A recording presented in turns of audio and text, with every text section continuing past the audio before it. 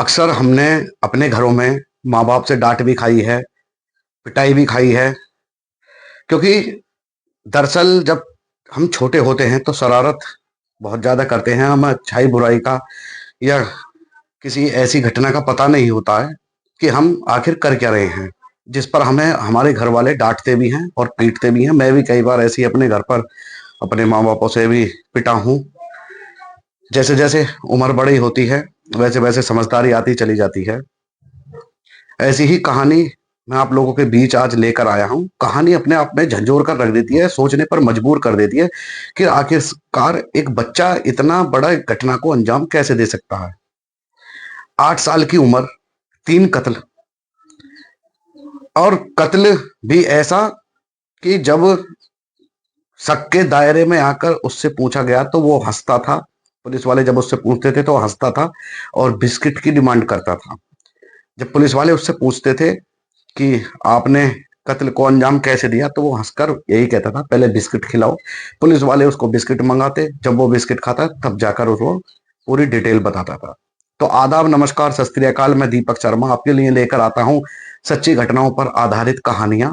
आज की कहानी बिहार से बिहार में एक जगह पड़ती है बेगूसराय। बेगूसराय का ही एक गांव है जिसमें एक दंपति रहा करते थे, पति पत्नी। पति पत्नी बहुत गरीब थे, रोजाना के कमाने खाने वाले, झाड़ी मजदूरी वाले। सन 1998 में उनके यहाँ एक बेटा पैदा होता है। और जब बेटा पैदा होता है तो खुशियां मनाई जाती हैं। जिस तरीके से बेटे होने का जश्न होता है वो मनाया जाता है। उसके बाद उसका नाम जो रखा जाता है वो रखा जाता है अमरजीत। अमरजीत घर में पहला बच्चा था और माँ बाप सभी लोग उसे, जितने भी घर बार के थे, वो बहुत प्यार करते थे। उसके ठीक 2 साल बाद एक बेटी पैदा होती है उसी परिवार में। दोनों में 2 साल का डिफरेंस। धीरे धीरे वक्त गुजरता है। लगभग लगभग इस बात को जब गुजर जाते हैं 8 साल, 7.5 साल के करीब, तो अमरजीत के एक बराबर में ही उसके एक कर्जन रहा करते थे। उनके एक छोटा सा बच्चा था, लगभग 6 महीने का। 6 महीने के बच्चा जब अमरजीत उसके पास जाता है और जैसे ही अमरजीत अपने घर वापस आता है और उसके घर वाले अपने बच्चे को देखते हैं तो वो मृतक पड़ा होता है, यानी वो बच्चा मर चुका था। अब घर में अफरा तफरी मच जाती है। जो कर्जन था वो खत्म हो गया। छोटा सा बच्चा 6 महीने का, आखिरकार इसकी किससे दुश्मनी होगी, कौन इसे मार सकता है।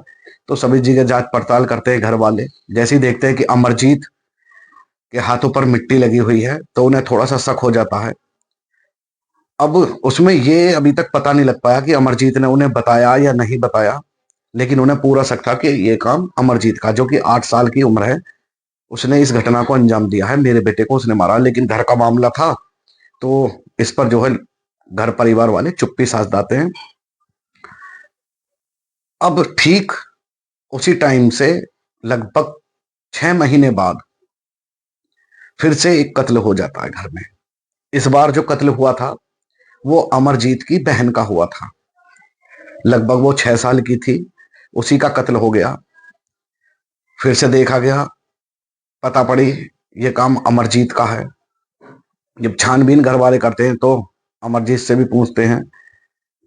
अब ना कोई पुलिस कंप्लेंट, ना कोई रिपोर्ट, केवल घर वालों ने मामला इसलिए दबा लिया क्योंकि घर का मामला था। बेटी तो खो दी, कहीं ऐसा ना हो बेटा भी हमारे से दूर चला जाए और फिर इसकी जमानत, ये सब चीज, मतलब उस टाइम जो दिमाग में ख्याल आ रहे थे वो सब उनको देखते हुए उन्होंने कोई कंप्लेंट नहीं करी।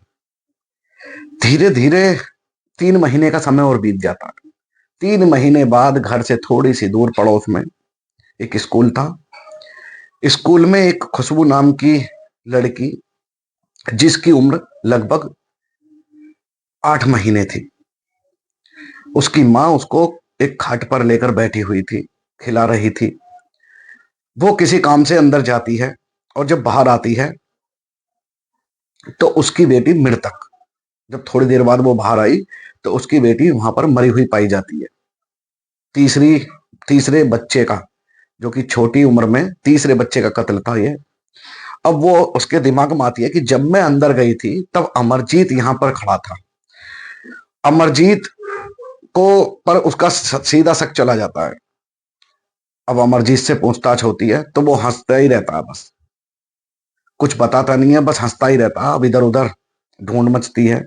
ढूंढ मचाने के बाद दोनों दंपति, जो खुशबू के माता पिता थे, परिवार वाले थे, वो जब उसे खोजते हैं तो खुशबू नहीं मिल पाती। आखिरकार वो सीधे सीधे चले जाते हैं थाने में। थाने में रिपोर्ट दर्ज करा देते हैं। रिपोर्ट दर्ज के बाद पुलिस अपनी छानबीन में लग जाती है। लेकिन इस पर जो खुशबू की माँ थी वो यही कह रही थी कि एक बार आप अमरजीत से पूछताछ करके देखो, शायद कोई क्लू मिल जाए। मैंने लास्ट टाइम खुशबू के पास अमरजीत को ही खड़े देखा था। अब पुलिस वाले सोचते हैं कि एक छोटा सा बच्चा है, 8 साल का बच्चा, ये क्या करेगा और क्या क्लू मिल सकता है इससे। लेकिन खुशबू के जो परिवार वाले थे, माता पिता थे, उनका दबाव बनाने के बाद जब पुलिस वाले एक बार सोचते हैं कि पहले कि चलो अमरजीत से ही बात करते हैं, तो पहली बार अब अमरजीत से बात होती है। पूछा जाता है कि बेटे ये बताओ कि तुमने खुशबू को कहीं देखा? अब वो हंसने लगता है अमरजीत। उसे यही पता नहीं कि ये पुलिस है, मैंने करा क्या है, क्राइम करा है, या उसे कुछ पता नहीं कि ये वर्दी क्या चीज है, कानून क्या चीज है, जुर्म क्या चीज है, उसे कुछ पता नहीं। उसे ये सब खेल लग रहा था। जिस उम्र में वो था, जिस उम्र में वो घटना को अंजाम दे रहा था, उसे सब यही लग रहा था कि मेरे लिए ये खेल है। तो अमरजीत हंसता रहता है। फिर पुलिस वाले पूछते हैं, बेटा खुशबू का, आपने कहीं खुशबू को देखा है? तो वो कहता है कि खुशबू को मैंने खपरेल से मारकर, यानी जो पत्थर होता, खपरेल से मारा और उसे सुला दिया। फिर हंसने लगता। अब पुलिस के पैरों की तरह जमीन खिसक जाती है।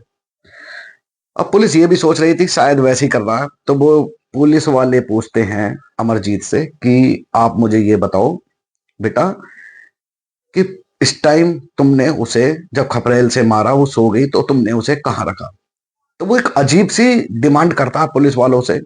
और उसे ऐसा महसूस हो रहा था अमरजीत को कि ये सब मुझसे पूछ रहे हैं तो मैं बहुत बड़ा काम कर रहा हूँ, एक बच्चा जैसे करता है ना। उसके मन में खौफ, ना डर, ना कोई ऐसी चीज कि मैंने कैसी घटना को अंजाम दे दिया और ये पुलिस है, मुझे जेल जाल डाल सकती है, अब क्या हो सकता है, ऐसा कुछ खौफ नहीं। वो बिल्कुल निडर। जब उससे पूछते हैं कि खुशबू को तुमने सुलाने के बाद कहाँ पर रखा, तो वो कहता है अमरजीत कि पहले मुझे बिस्किट खिलाओ तभी बताऊंगा। अब पुलिस वाले कहते हैं कि चलो बिस्किट मंगाते हैं। जो वहां पर खड़े थे उनसे बिस्किट मंगाया जाता है, उसे दिया जाता है। वो खोलकर पैकेट बिस्किट खाता है। बिस्किट जब खा रहा था, खाता है, तो पुलिस वाले फिर से पूछते हैं कि बेटा अब बताओ, अब हमने तुम्हें बिस्किट भी दिला दिया है, कि खुशबू को तुमने रखा कहाँ? वो कहता है कि मैं जब भी बताऊंगा, एक बिस्कुट और मंगाओ। फिर एक बिस्किट मंगाया जाता है। वो बिस्किट खा रहा है लेकिन अभी तक उसने कुछ नहीं बताया कि खुशबू है कहाँ। जब वो दूसरा पैकेट बिस्किट का खा लेता है, तब पुलिस वाले पूछते हैं कि बेटा अब तो बताओ, फिर हम तुम्हें और बहुत सारे बिस्किट के पैकेट देंगे। तब वो उन्हें घटनास्थल पर लेकर जाता है। आगे आगे अमरजीत, पीछे पीछे पुलिस और परिवार वाले।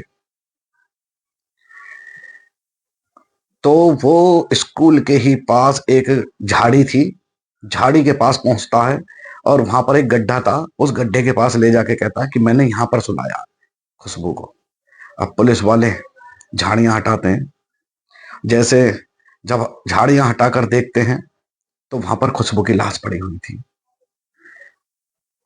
उसने, अमरजीत ने उसको ऐसे ही एक, जैसे चोर सिपाही खेलते हैं और दुबकी दुबका खेलते हैं बचपन में हम लोग, इसी तरीके से उसे एक पत्तों से, झाड़ियों से गड्ढे में रखकर दुबका दिया था। उसे ये भी पता नहीं था कि अगर मैंने कत्ल कर दिया है तो इसे ठिकाने कैसे लगाना है।